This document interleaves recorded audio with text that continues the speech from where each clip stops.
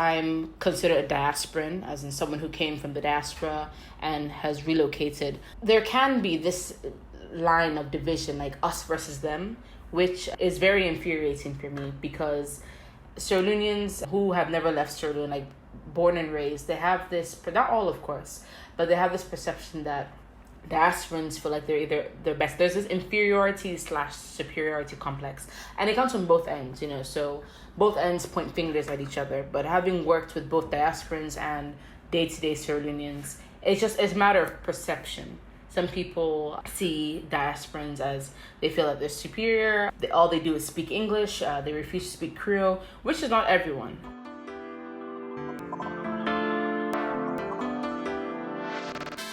Hey everyone, welcome back to Flourish in the Foreign, the podcast that elevates and affirms the voices and stories of Black women living and thriving abroad, while also exploring living abroad as a pathway to wellness. Yes, welcome back to the podcast. If you're new, hey, thanks for checking it out. And if you've been here for a while, hey, thanks for sticking around. Appreciate you.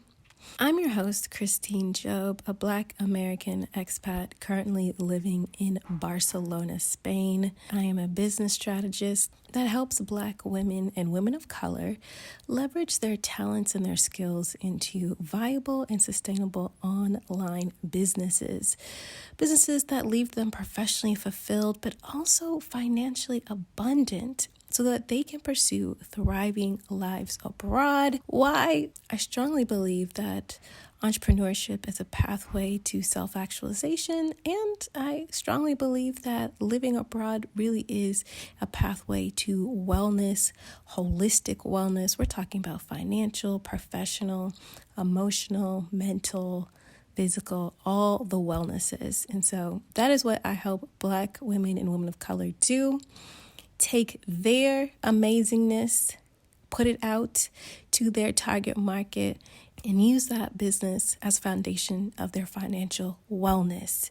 And like I said, I am also the host, creator, producer, editor, and everythinger of this here podcast.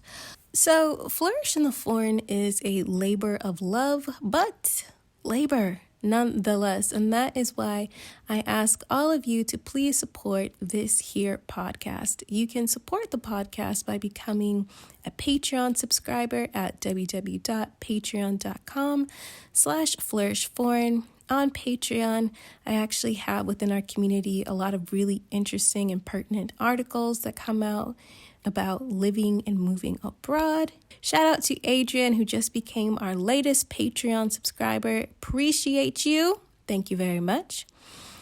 You can also support the podcast by Cash Apping the podcast. Yes, you can Cash App Flourish in the Foreign at $Flourish Foreign. Cash App is great if you're not really ready to make a monthly commitment. You can just tip the podcast. If you'd like to contribute to the upgrade of the equipment of this here podcast, there's some things we need: a new podcasting laptop, a new mic. There's a couple things we need to make this thing go. If you're interested in contributing that way, you can go to the Flourish in the Foreign Amazon wish list, which is at www.flourishintheforeign.com/support.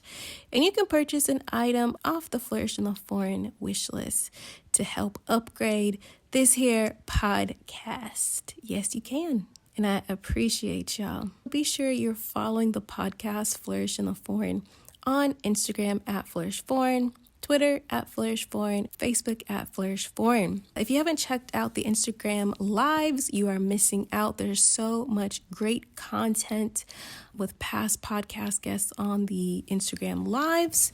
For example, the latest Instagram live I did with Amanda Bates of the Black Expat and the Global Chatter podcast. We had such an interesting conversation. We talked about her experience being a third culture kid. We talked about Black identity across the diaspora. We talked about the Bali situation with the two American women who are living in Bali. We talked in depth and I think pretty nuanced about that situation. And we talked about dating abroad. We had a really good kiki. It was a really great conversation. Shout out to Amanda. And as I said before, Amanda has not only the amazing platform, The Black Expat, but she also has an amazing podcast called The Global Chatter. And so The Global Chatter takes a deep dive on conversations surrounding international mobility, race, career, and more, especially as it relates to Black and brown people.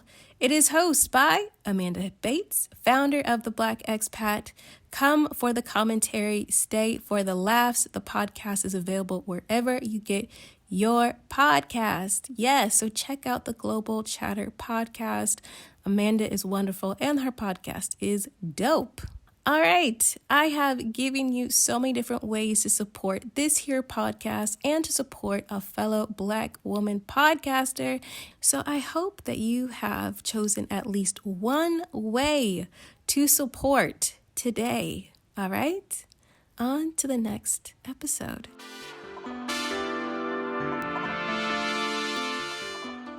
I'm really excited for today's podcast because today's podcast features a woman who has repatriated, and sometimes the topic of repatriation comes up across the diaspora about what does that really mean? Do you have to have specific ties to a country? Do you not have to have specific ties to a country?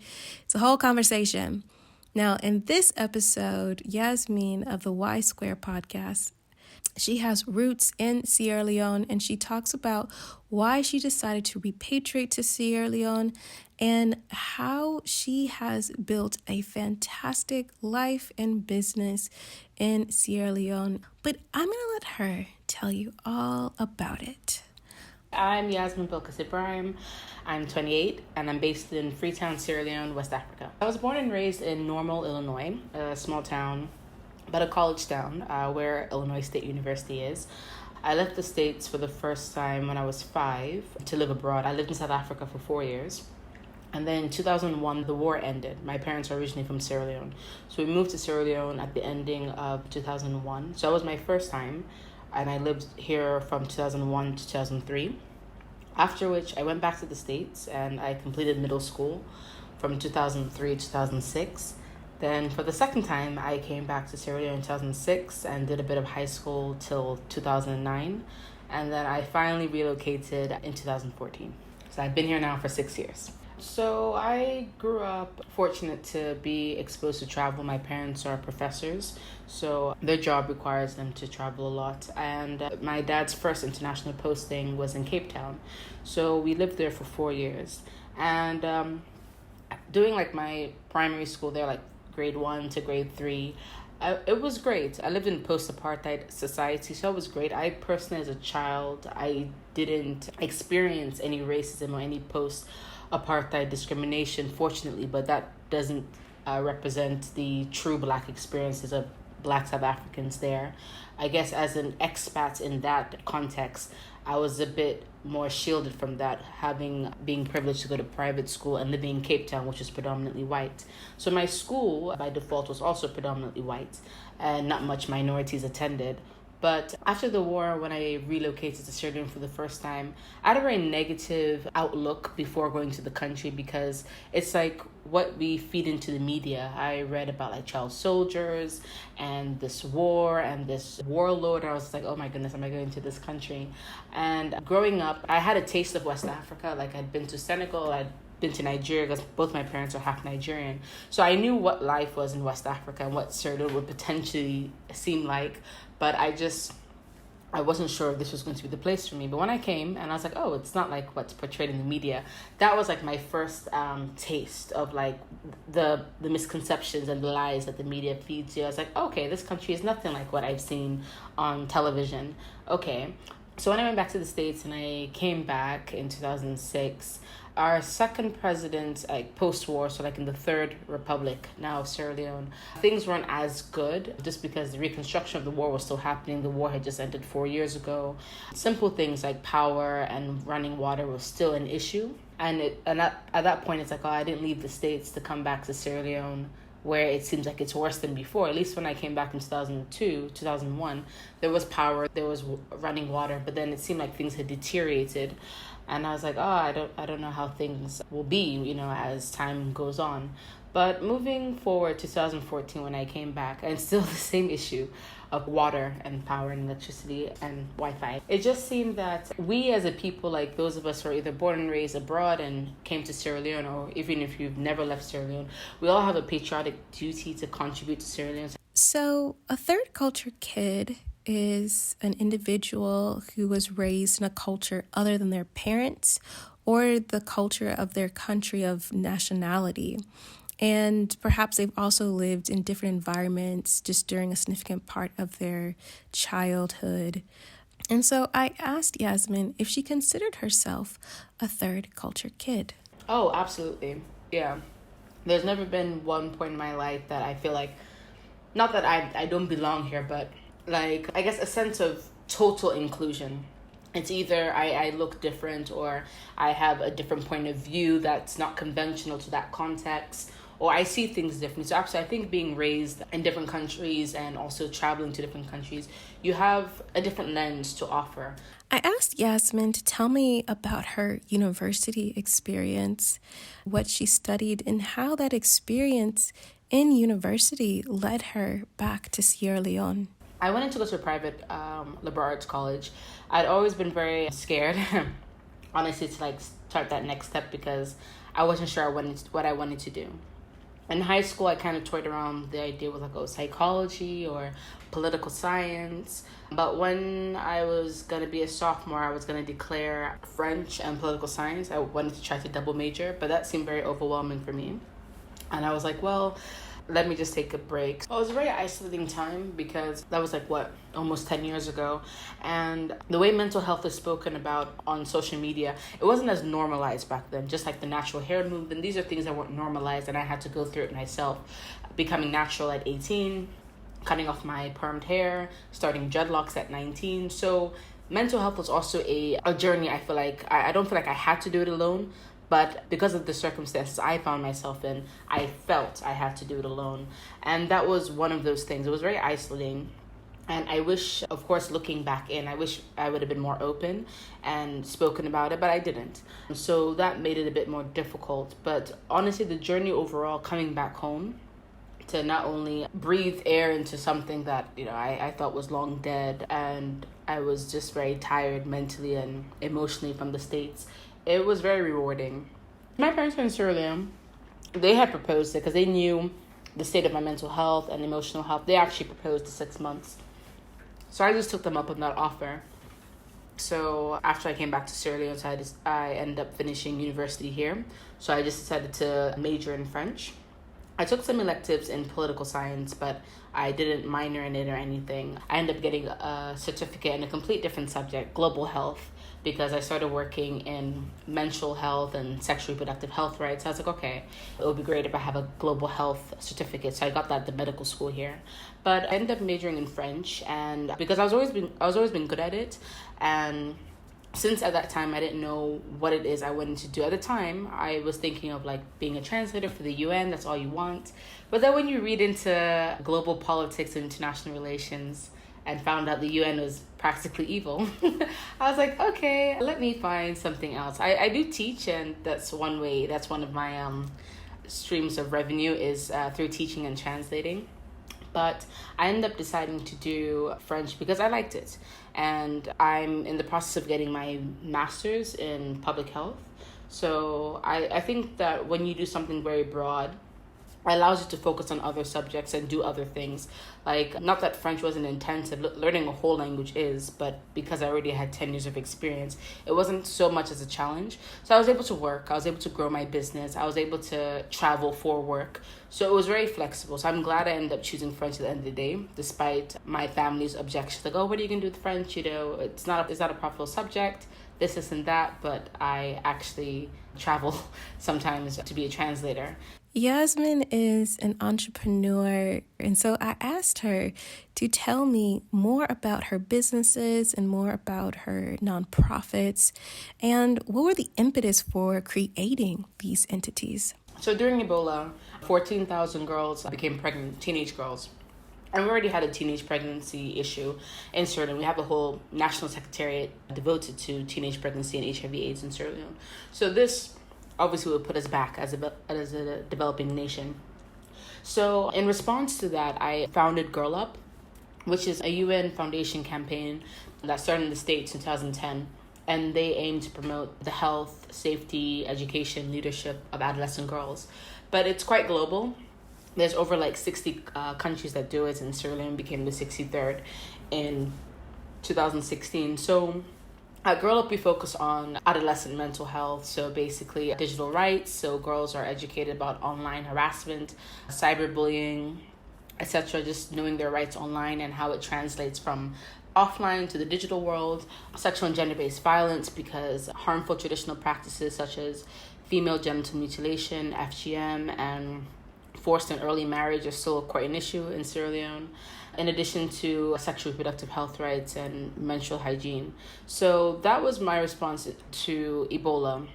And working with these girls, honestly, they also have become they not only had a huge impact on me as much as I've had a huge impact on them in terms of exposure and mentoring and stuff like that, but they've also contributed to my journey as a human being. Because a lot of issues that I was sheltered from, I could see it. I worked with these girls who have either been victims of domestic abuse or female genital mutilation, survivors of different harmful traditional practices. So it made me a more empathetic person to know that there are other people who have real issues, as opposed to what I didn't deem as significant. So working with them and understanding the key issues and the root causes of patriarchy in a developing country, in Africa, was very important to me and very integral for my feminist journey. I produce shea butter products and stuff like that. The shea butter business, that's a social business that was born in a response to keep the nonprofit sustainable. So I registered Girl Up as a community-based organization. So our team, no one is paid, including myself, kind of like not get into that rut of like, okay, well, we can't do anything if we don't have money. No, I don't want that to be an issue. The girls should always get the information no matter what. So that's where Ori came into place. Like Ori, the profits from Ori, it goes to run the Girl Club.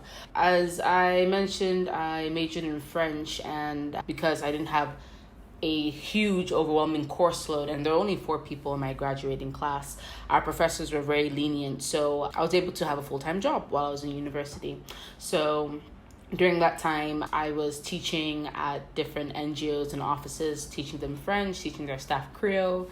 Creole is the lingua franca in Sierra Leone. So throughout my tutoring, and which I was also doing during Ebola, I was like, I might as well just register this as a business. And it came to a point that my tutoring, I was out earning my salary by a lot. So I was like, well, I might as well not teach at the school anymore. So I resigned and went to do business and consulting full time. I've never looked back. It's very flexible just because Sierra Leone's economy, like the leone, our local currency, it depreciates very quickly towards the dollar. It's a very volatile economy. So one thing that's helped is that having international clients where you can charge in a foreign currency. So no matter what the exchange rate is, I'm not losing money. And the flexibility that it awards me was very fulfilling. I could meet clients online. I don't necessarily have to go physically, and you also have more time for yourself and to be more creative. So I think being an entrepreneur under 30 in West Africa, it's worthwhile. It's not easy, of course. There are unpleasant situations wherein you're guaranteed a contract and then you're kind of snaked out of it, or some people are not very forthcoming, but that doesn't taint the 7 other million people who have opened doors for me, who have been very kind, who want to work with young people. Because we live in a society, not only is it patriarchal, but like African society is very ageist. So even though, yes, I'm young, I have a degree, whatever, it's all about like, oh, well, you're like 20 years younger. And most of my clients in the case, they're always like 20 or 15 years my senior. I don't feel inferior to that, but the average Sierra Leone, the average African, ageism is a very big factor. So sometimes young people such as myself, we're sidelined. And only when it comes to something that will give them clout, like, oh, do you have a young person on your team? Like this whole diversity factor in quotes. Like if you have a woman, or you have a person of color in the Western world, that's what's seen as diverse. In Africa, what's seen as diverse is if you have a young person on your team. So I always ask them, like, so that's kind of like my diversity factor question that I ask. I'm like, how many young people are on your team? If I'm the only one by default, I don't take it. So that's kind of how I try to create space for other people on the table, make sure that they're also under 30 and make sure that they're women as well. So those are kind of like the challenges, but also opportunities. As an entrepreneur, you kind of find the opportunities and challenges to further your agenda. So that's kind of like how it is business-wise and entrepreneur-wise as a young person in Sierra Leone. Because Yasmine is an entrepreneur, I asked her what were the logistics of starting a business in Sierra Leone. Registering a business, it's gotten much easier. So you can fill out all the paperwork online on the website, whether it's a partnership, whether it's a sole proprietorship, whether it's a social business. There's every single category on their website. But because we still live in a quite manual system, you'd have to print it out and then you go to the office and it collects the respective signatures, which is usually like 4 or 5 or 6 signatures. But at least you can initiate the process online, so it's not very cumbersome. And then you pay at the bank, and usually on the day you get it, but worst case scenario, 1 to 3 business days, you'll get your certificate and you're fine, and it's already registered with the National Revenue Authority. So in terms of like you just keep your books in check, and whatever you owe the government, depending on your bracket, then you pay them based on that. So that's okay. In terms of young diasporans or even non-Sierra Leoneans who want to come and do business in Sierra Leone, it's always good to have someone on the ground, because some people, they may not be able to live here, but they want to be in whatever country that they live in, and that's fine. Have a good, solid business partner, someone that you trust, and trust is something that you have to build, of course, but someone who's familiar with the landscape, the economic and the entrepreneurial ecosystem that you can work with. So that could make business easier, especially if you have a partner abroad.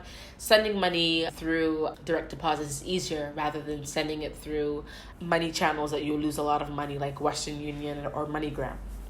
So that helps a lot in that respect. I feel like Sierra Leone is a country that almost anything can thrive if you find your niche, especially if your niche is like something that a lot of Sierra Leoneans may not be interested in. It's something that's like the 1%ers, that's fine.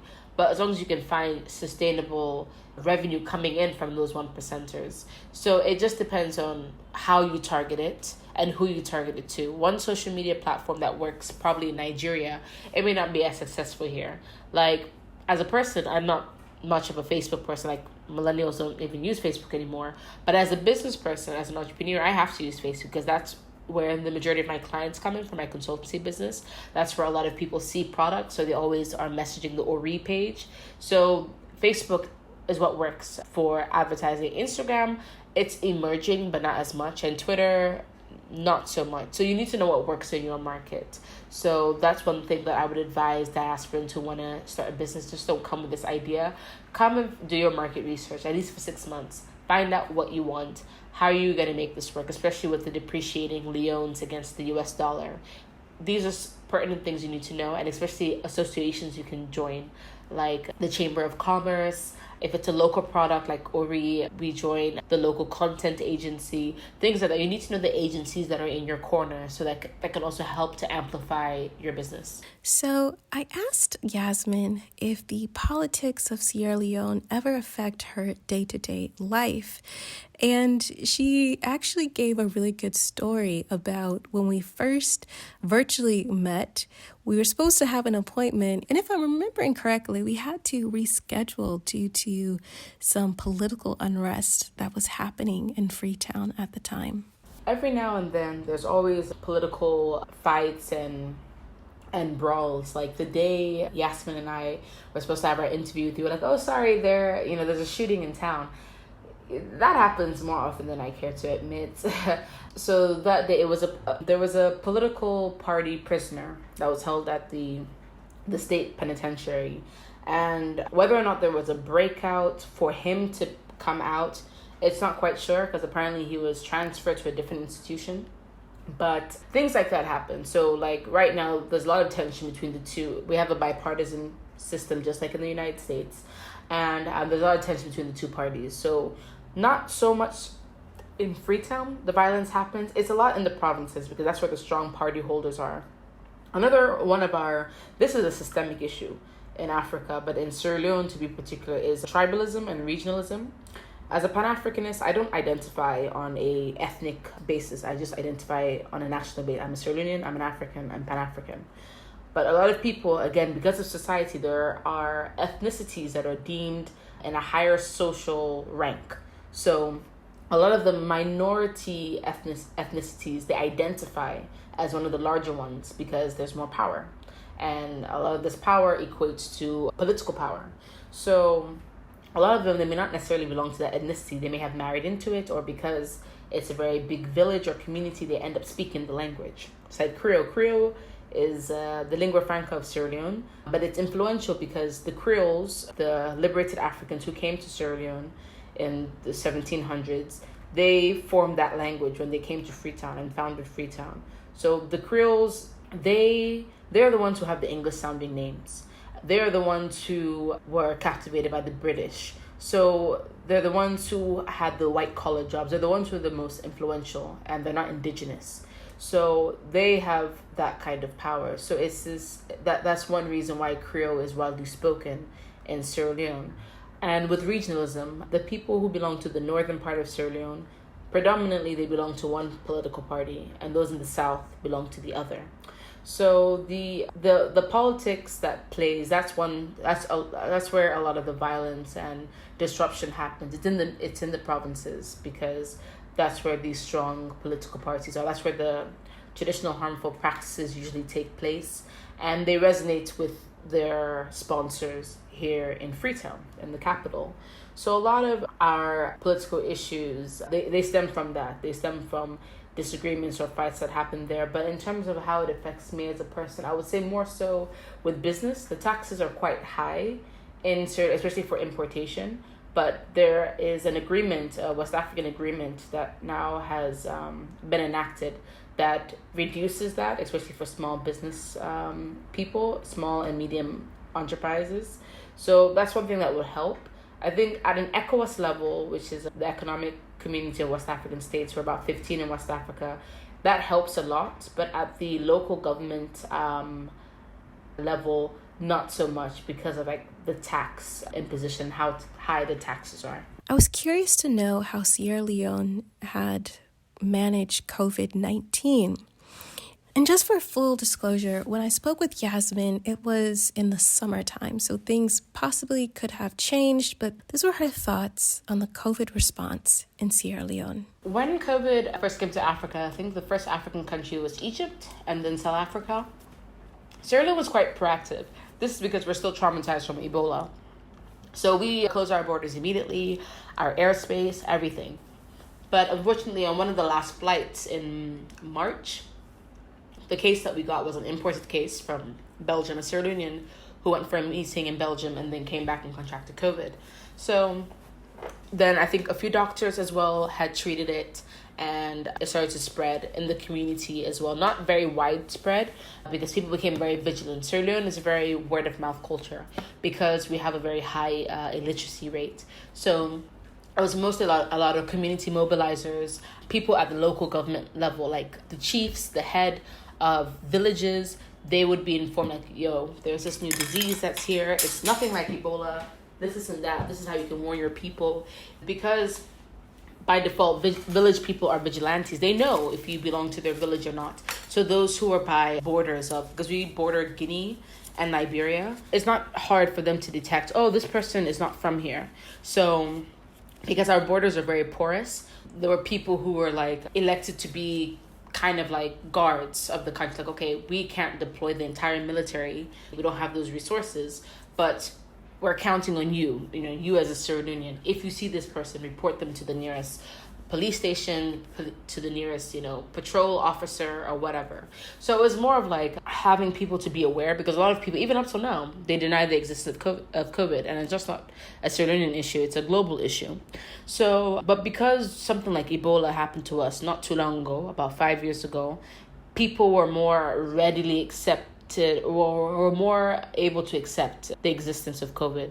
But again, there are some naysayers. So in that approach, I commend the government for being proactive. Of course, there have been things along the line the past 5 months they could have done better. As in the funds that were allocated, the testing, we could have done more testing.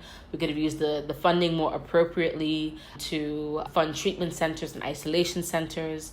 There were many complaints of COVID patients, both symptomatic and asymptomatic, that they're not getting X, Y, and Z. So things like logistical issues, basically, and poor management, that is our issue as a whole in Sierra Leone. So that's one thing that they could have done. But the measures that they put in place, and the contact tracing, the primary and the secondary contact tracing, apparently we were like one of the top nations in the world to have handled that. So in that respect, I'm very happy, and I was very proud to be a Sierra Leonean, knowing that as in the world, we're one of the few countries that were very good at the contact tracing.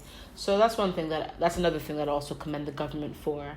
And the sensitization, radio is very popular here, again, because of power issues, and people live in remote parts of this country. Not everyone has access to electricity, so by default, not everyone has access to a smartphone or a television.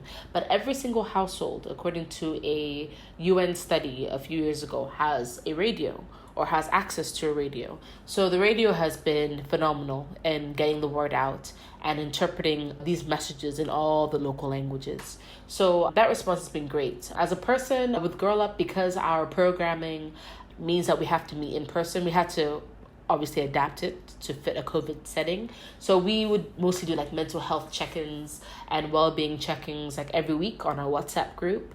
We'll meet, because we typically meet once a week, but then we would meet like once a month. And for the executive, I'll meet with them twice a month, so we can continue our programming, especially for the next quarter. So that was one thing. We just had to kind of adapt our programming to fit a COVID context.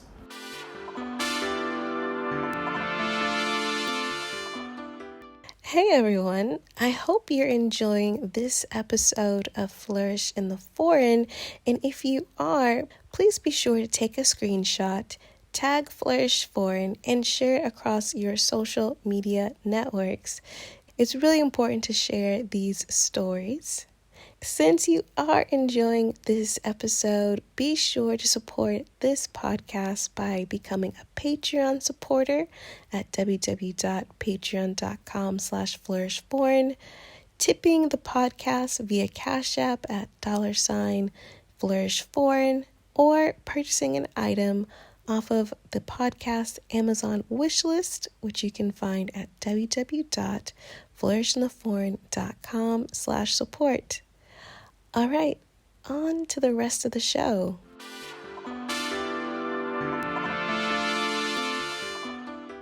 Of course, I had to ask her, because y'all ask me, how is dating in Sierra Leone? It's so funny because we just released an episode on Thursday called Dating in Salon. Salon is just the Creole word that we refer to as Sierra Leone. So yes, in Salon, dating is a struggle for millennials, honestly, because it comes back to the mentality. I'm a feminist, and I'm unapologetically feminist.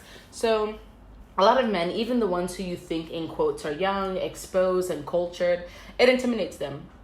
The fact that I'm independent, I get my own money, I'm not reliant on anyone. As someone who is young, she has her own car, she has her own business, I'm seen as intimidated by default. So a lot of men are like, oh, well, then what do you want me to do for you if you're doing everything for yourself? I'm just like, then step up. Like, it's not that hard.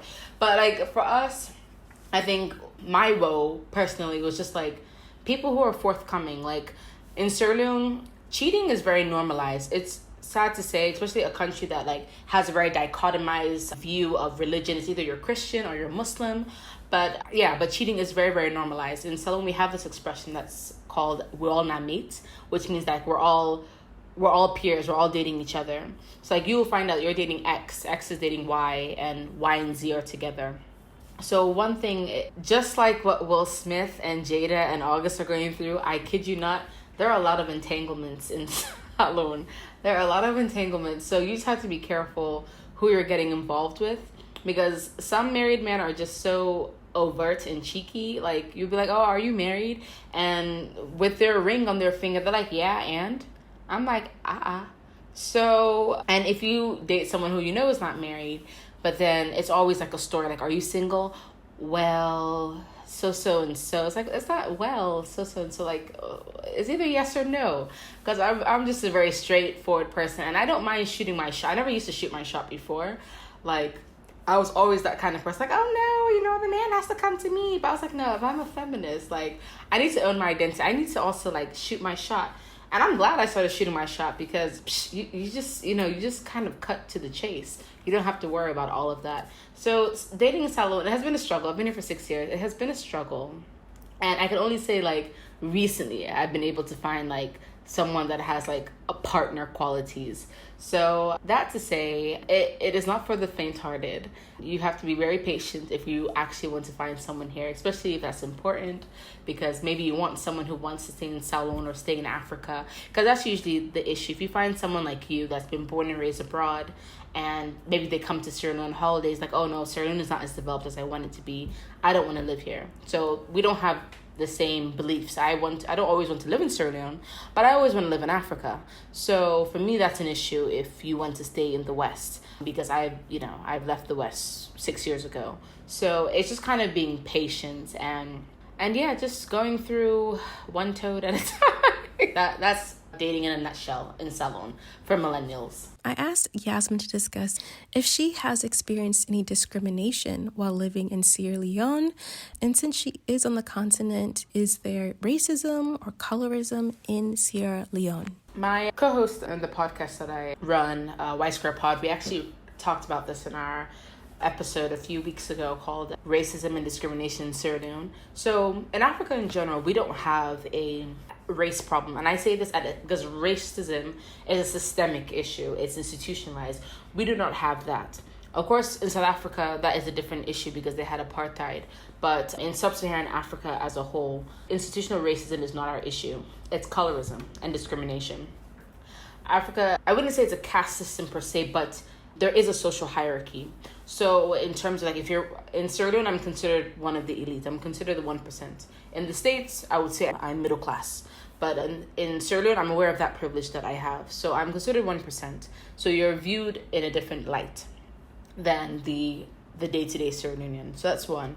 Because I'm considered a diasporan, as in someone who came from the diaspora and has relocated, or there can be this line of division, like us versus them, which is very infuriating for me, because Sierra Leoneans who have never left Sierra Leone, like born and raised, they have this, not all of course, but they have this perception that diasporans feel like they're best. There's this inferiority/superiority complex, and it comes from both ends, so both ends point fingers at each other. But having worked with both diasporans and day-to-day Sierra Leoneans, it's a matter of perception.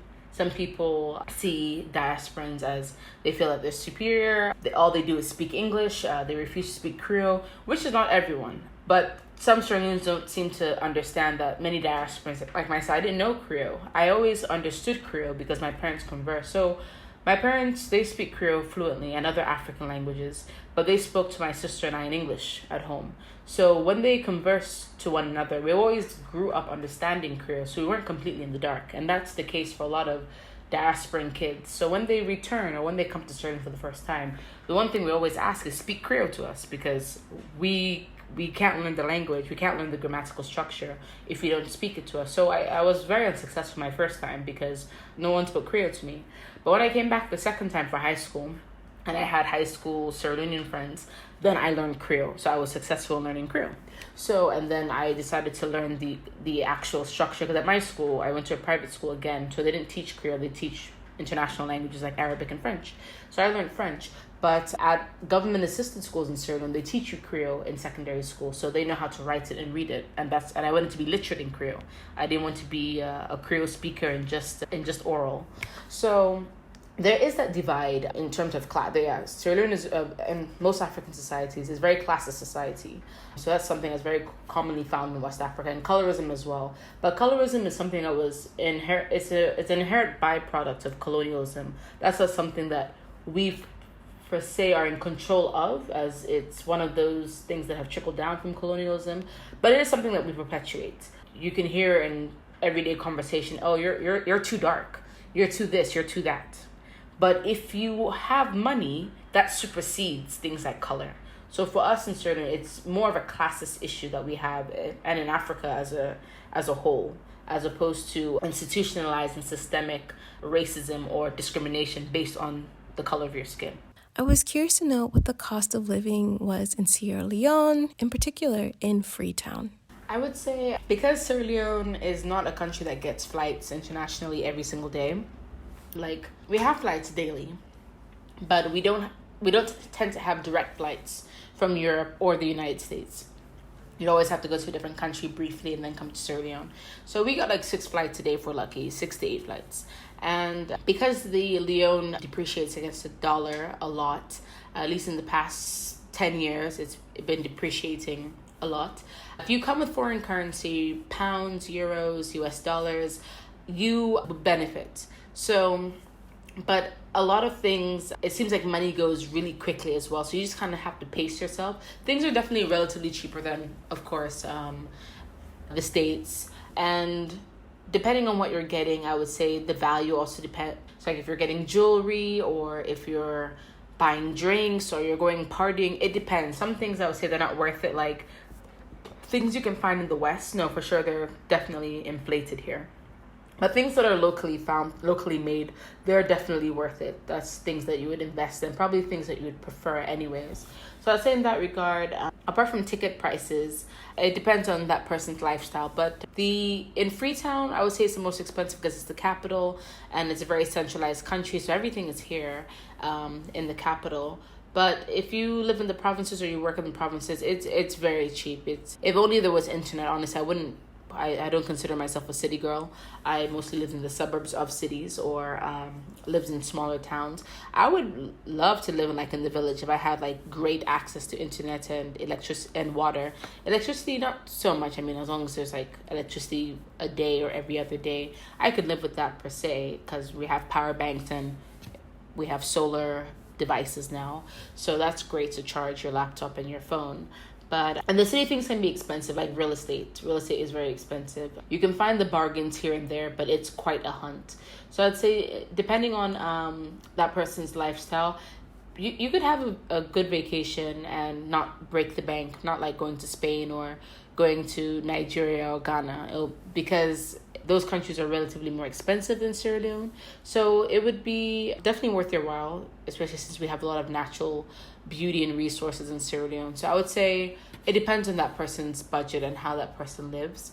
But generally speaking, it's not as expensive as it would be in the West, and it's not as expensive as other emerging economies in West Africa. I asked Yasmine to provide some advice for those of you who are considering repatriating or returning to the continent. And this is what she had to say. I would say you have to dip your toes in the water. If you're seriously considering coming home, work towards that goal proactively. And when I say that, I mean financially, because you don't know if you might find a job, or maybe your business is not taking off as you want it to. Nothing's going to start immediately. Come with at least 6 months worth of finances to sustain you while you try to figure things out. That will give you enough time to know, can you live here? Do you understand the culture of business, the entrepreneurial culture, or the job market? Is the job market something that's working for you?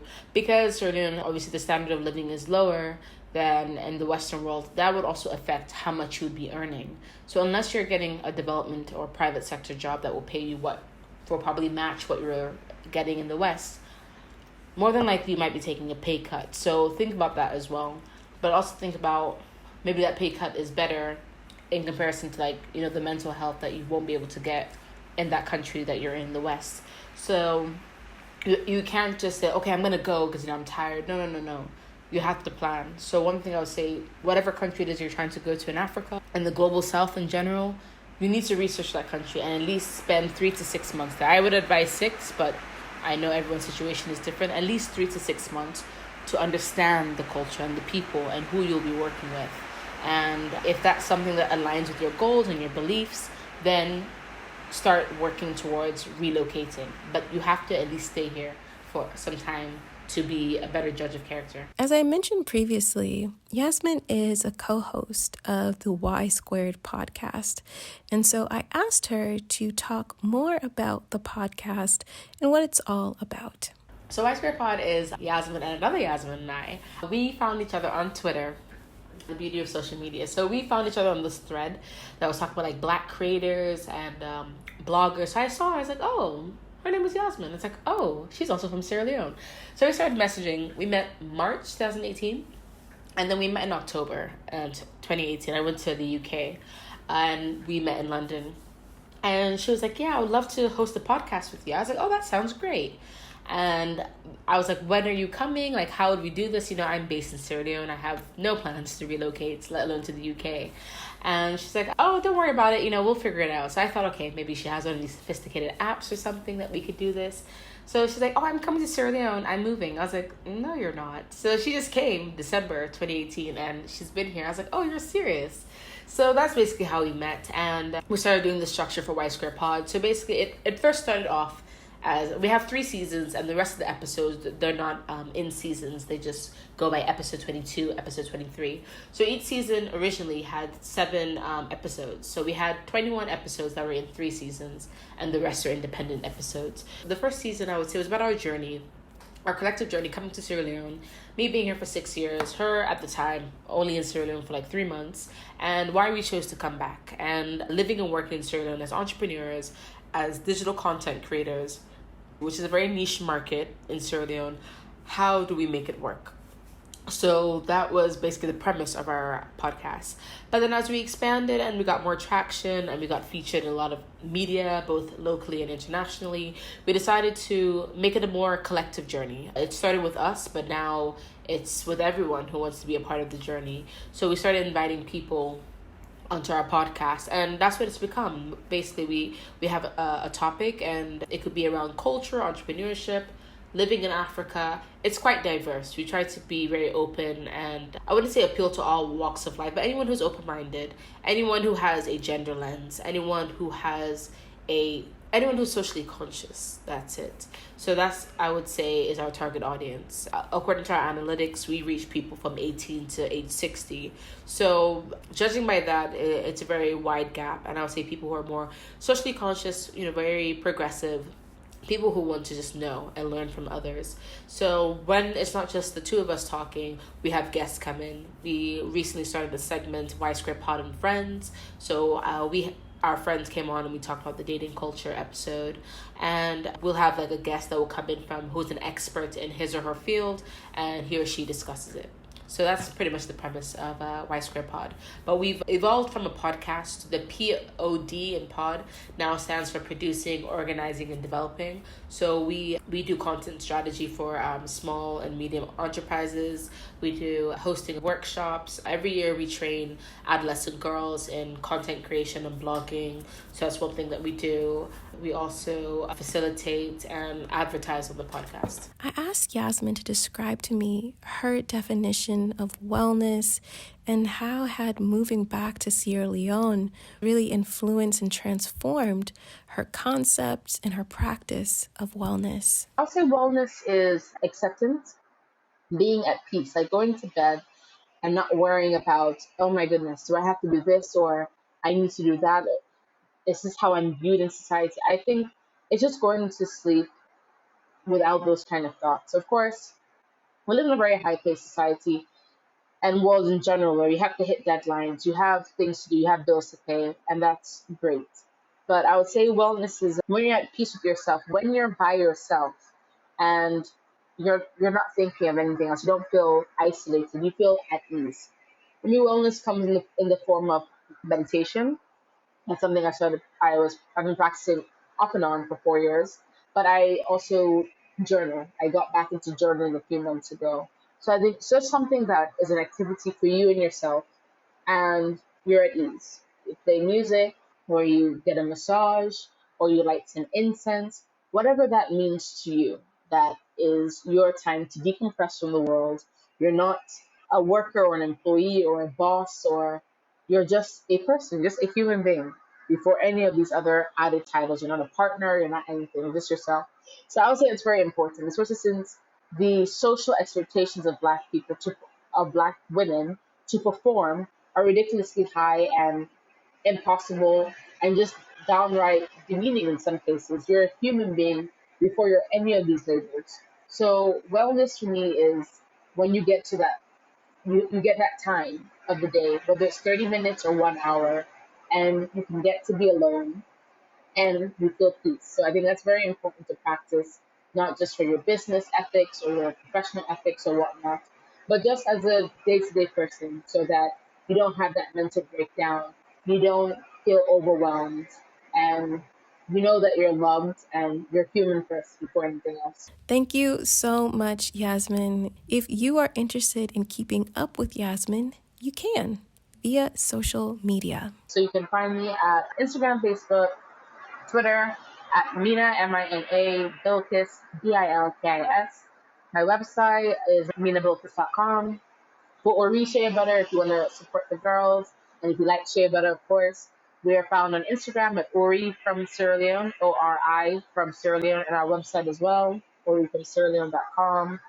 And the girls that we support, if you want to support the girls in our programming, it's girlupsl.org and Girl Up SL on all our platforms, Facebook, Twitter. All right. Thank you all so much for tuning into this week's episode. I appreciate you so, so much. If you've enjoyed this episode, be sure to become a Patreon of this podcast. Support this Black Woman podcast. And you can do so at www.patreon.com/flourishforeign. You can cash app this Black Woman podcast at $flourishforeign. And of course, you can contribute to the upgrade of our production equipment by purchasing an item off our Amazon wish list at www.flourishintheforeign.com/support. Also, be sure to be following the podcast across all social media channels. Yes, please do that. Instagram at Flourish Foreign, Facebook at Flourish Foreign, Twitter at Flourish Foreign, and YouTube. I'll be dropping more videos this week on YouTube, so definitely check that out. Also, I just wanted to let y'all know that I appreciate your support and I appreciate your feedback. And so I have a survey that I would love for you to just fill out and give me your thoughts on the podcast. And in exchange, I will enter you into a random drawing for a Clubhouse invite. This time I have four Clubhouse invites. So if you want to get in, let me know, fill out the survey and enter to win. And I'll be making the drawing this Saturday. So make it happen. All right. As always, thanks to Zachary Higgs, who produced the music of this here podcast. I appreciate you, sir. If you're interested in getting some music for your podcast or for your next project, hit him up. His information is in the show notes. All right, that's it for this week.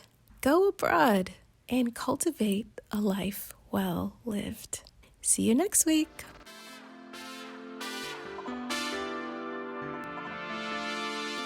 On the next episode of Flourish in the Foreign.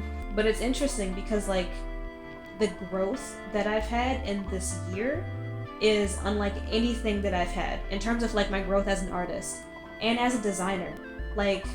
Almost all of my art projects this semester were about blackness or black womanhood or black culture. These things that I had tried to make paintings about in the US, but it wasn't received the same because of the environment. Here, it's completely different, where people seem to be more open to learning and understanding and empathizing with the kind of statements that I'm making with my art.